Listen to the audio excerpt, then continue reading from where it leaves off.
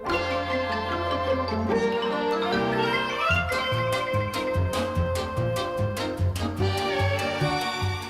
everybody, it's Chris Eads, known online as Wootini, here with another Gay Gamer video podcast. This week, we're going to start with a little movie review, because Wonder Woman came out, and of course, I had to go see that opening weekend, because, you know, it's Wonder Woman. Now, I had a bunch of friends who saw it, like Thursday night when it first premiered, and then again on Friday night, and whatever. We didn't see it until a Saturday matinee, because we're cheapskates. Also, it's just easier to go Saturday afternoon than like Thursday or Friday night. But everybody was raving about how incredible it was and how it's amazing, it's so good, and oh my god, it's incredible. And it was really good. But I didn't see people like criticizing it at all. Everyone's just sort of like raving about how amazing it is. And I'm like, it's really good, but it's not perfect. Like, the pacing is not great. I understand it's an origin, so whenever you see the first movie in a superhero series, you know that it's going to take at least like an hour or so to get them into their costume and get the superhero action started. Thankfully, you know, you've got some Paradise Island Amazon action to, you know, spice things up and keep the beginning interesting. But it takes a really long time to get her to be Wonder Woman. Which, also, at no point during this film do they call her Wonder Woman. But whatever. It's fine. And then, I would have liked a little more Wonder Woman. You know? Because of the structure of the film and her coming to man's world and being a fish out of water, she ends up being a little passive and reactionary. I mean, obviously, she takes charge and takes control and fights when, you know, during certain places in the film where it's necessary. But overall, she's very passive and reactionary, and I'm just like, could you give her a little more oomph? You know, give her something more to do? Because I feel like the balance of Diana and Steve Trevor was a little weighted in Steve's favor. Like, he had a lot more play, and I would have liked a little more Diana. But, again, it's an origin story, so, you know, presumably, you know, she gets to the point where she's like, okay, now I am fully in charge, and with the next movie, you know, she would be like, okay, I'm Wonder Woman. But, overall, it was great. Really enjoyed it.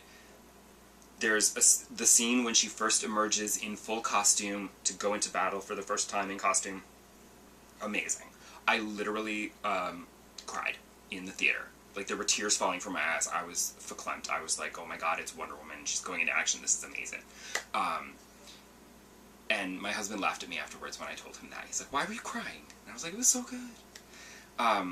But we both agree that, you know, there's problems with the pacing and the storytelling and whatever. But overall, recommend it. Granted, Zack Snyder set the bar, like, really low, so Patty Jenkins didn't have to... Like, as long as this was, like, a reasonably competent movie that didn't shit all over the character, it was going to be the best DC movie in a long time. It is the best DC movie since... Originally I was thinking Superman the movie, but then I forgot that Batman and Batman Returns were actually really good. So it's the best DC Comics movie since Batman Returns. Because Man of Steel made me so angry. Because Zack Snyder just completely misunderstood the character of Superman. Like, it was just offensive. And it was just terrible. And Batman vs. Superman was just disappointing, because there you had the continuation of the mopey Superman, but then they threw in the super grim and ultra-violent Batman, who really should not be killing people left and right, but it's Batman, so you can kind of go, well, it's Batman. Superman shouldn't be, but Batman could, I suppose, but he really shouldn't be gunning people down. Batman shouldn't be using guns. That's just me. So the only bright spot of Batman vs. Superman was Wonder Woman. And it was great to see that awesomeness for those few minutes in that film translated into her own movie really wonderfully. And I can only hope that this is the trend of the DC movies starting to suck less. Because Marvel has hit upon a winning formula, and basically every Marvel movie now is, like, really good. So, like, and some of them are amazing. But, like, even a mediocre Marvel movie is going to be better than your average DC movie. So hopefully this is on a sign of things to come, and then the Justice League movie won't be as bad as Batman vs. Superman was. I would appreciate a little more color, but I blame Zack Snyder for that. He did this whole, like, grainy, gray, overcast lighting kind of visual thing.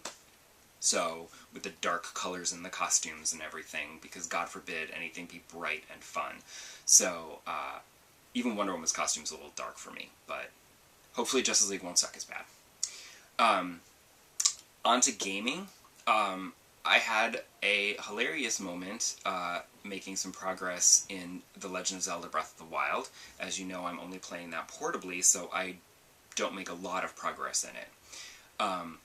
But this past week, I was playing it, and there's a memory that I wanted to get. I only have a few memories left, and 2 of them I know are, like, right in Hyrule Castle, and I'm not going there yet, still. So I'll get those when I get there. But there was one that was, like, in the woods with just trees, and there was nothing to give you an indication of the area where it might be, because there's a lot of wooded areas. So I'm like... And so I was going from stable to stable looking for that painter, because the painter will say, hey, let me look at your pictures, and oh, I recognize that location, it's over here, and send you off, and then you can find the memory. It's super easy. If you can't do it just by looking at the area on the picture and being like, oh, well, that's that mountain and that's there, so it must be over here. Couldn't find him. And when I did find him, he'd tell me about the other 2 pictures that I don't want to go to yet. And I'm like, what the hell? So on a whim, I Googled the stables and found a list of all the stables. And in looking at the stables, I'm like, wetland stable? Where's that? Tap.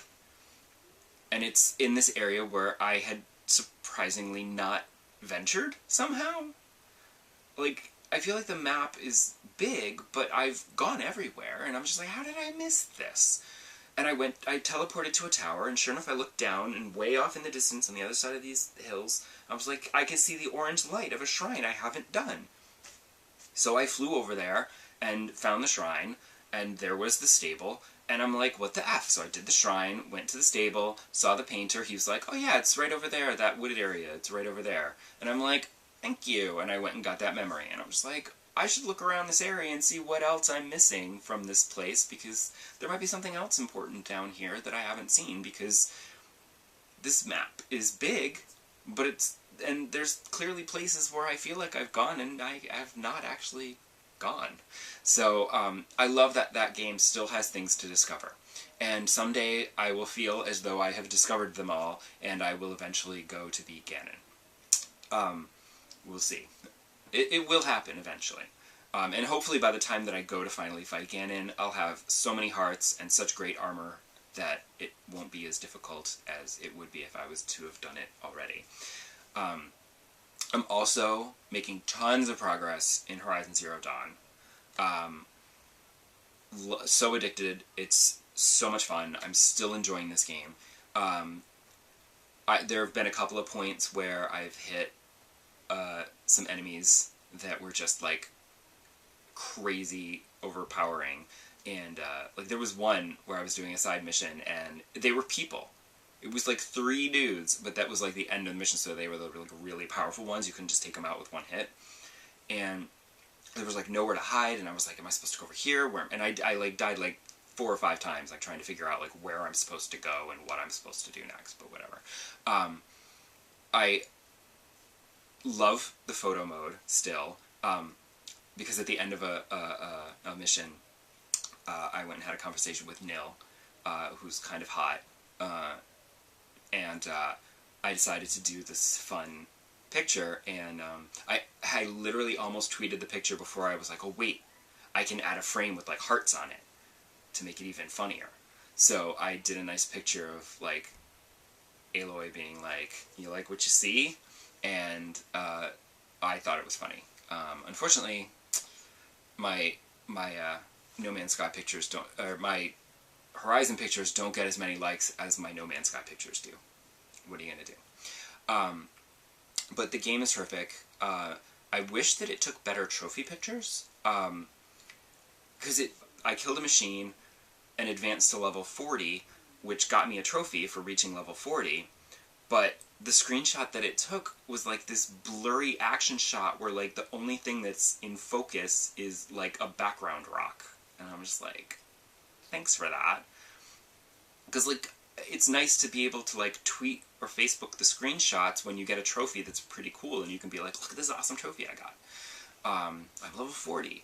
But then you have a shitty screenshot, so it's like, well, I don't really want to post that because it's really ugly.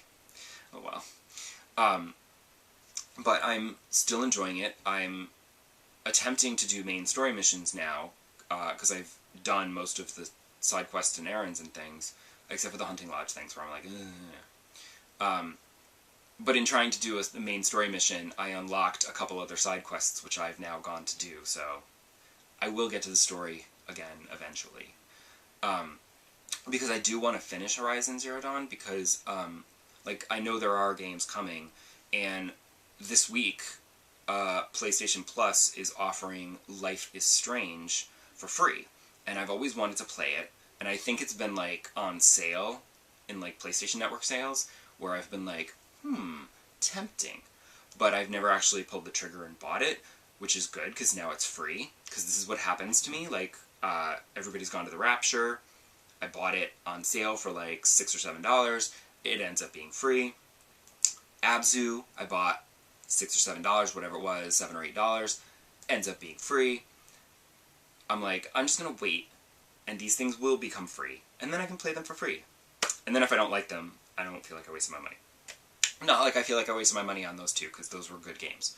And I have no doubt that Life is Strange is going to be good too. So I don't know if I'm going to be able to finish Horizon and move on to that, or if I'm just going to take a break from Horizon to play Life is Strange and then go back. Because they also had the 360 version of the LEGO Star Wars The Complete Saga as a free game with gold for Xbox, so I downloaded that, and I do want to play that because I love my LEGO games, and that'll be a lot of fun once you get through the first prequel trilogy, but, you know. So I also want to try to find time to play that as well, but there's this annoying thing called life, and it gets in the way of the gaming. What are you going to do? So that's it for this week. Come back next time, and I'll talk about some other stuff. E3's coming. There's a lot to talk about there, so have a good time. Happy gaming. Let me know what you're playing, and I'll see you back here next time. Bye!